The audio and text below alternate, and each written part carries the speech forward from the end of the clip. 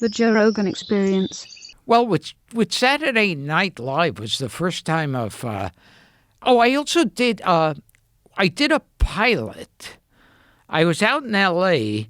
to audition for one pilot. I didn't get, and then a friend of mine, a comic, said, "I'm in this pilot. You want to come and audition with me for it? I'm already in it." And I got that. It never aired. It was terrible. And that one was called the Adventures of Wally Brown, and the one of the actors just died recently, Peter Scolari. Oh, the guy from Bosom Buddies. Yeah. Oh, wow. And so he was one of the stars of that. Wow. But that was my first time of, I don't remember how much I got, but getting a check and going, wow, this is actual money. So was SNL before or after that?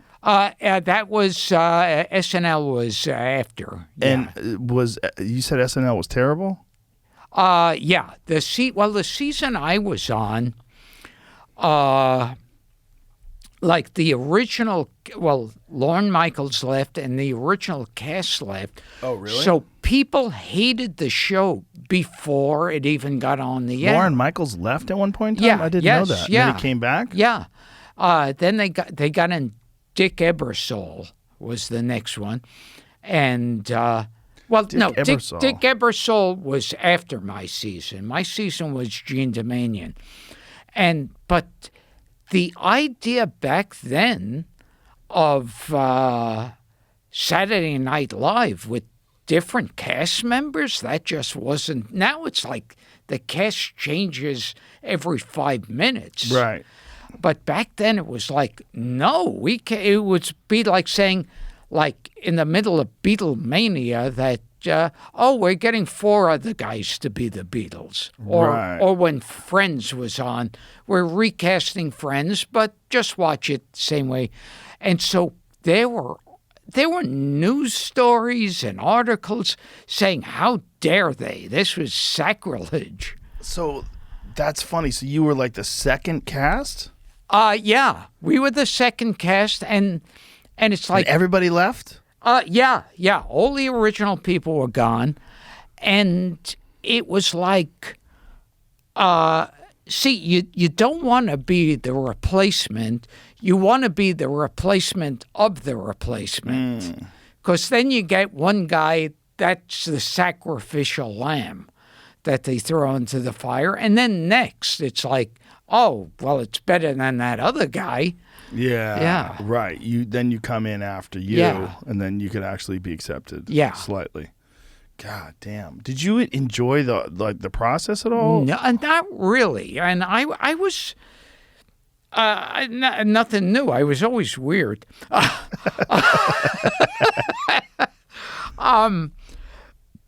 When I was auditioning, there were a few auditions, some at a comedy club, others in their office, and it would be like lots of people there. And I would hear, other people who auditioned who would say, oh, they were so hateful of everybody else who was against them in there. And I remember, just out of weirdness, not courage, out of weirdness, I didn't take auditioning for Saturday Night Live as something important. I don't know why. I just didn't. And I would go there and do bits and everything.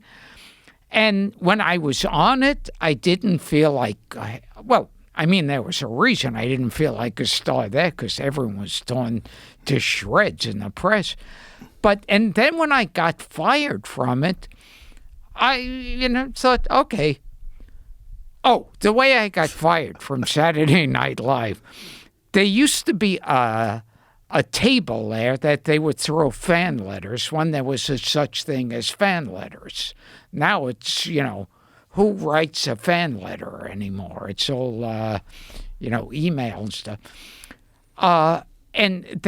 So I was waiting. They had fired the producer, and Dick Ebersol came in. He said, all right, well, we're just going to make changes here and there. Nothing major. come in next week and we'll discuss it. And they were taking people in one by one, and I'm waiting there. And killing time, I see a girl writes a fan letter to me from like Omaha or whatever. And I open it up. Before I even get into the office, I open the letter, and it starts off, "Dear Gilbert, I'm so sorry about what happened to you."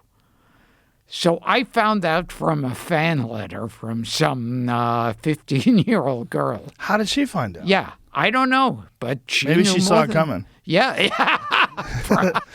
Maybe she started writing it Probably. after the first Yeah, episode. yeah. Oh, the writing's on the God, wall. Yeah. Yeah. This guy sucks.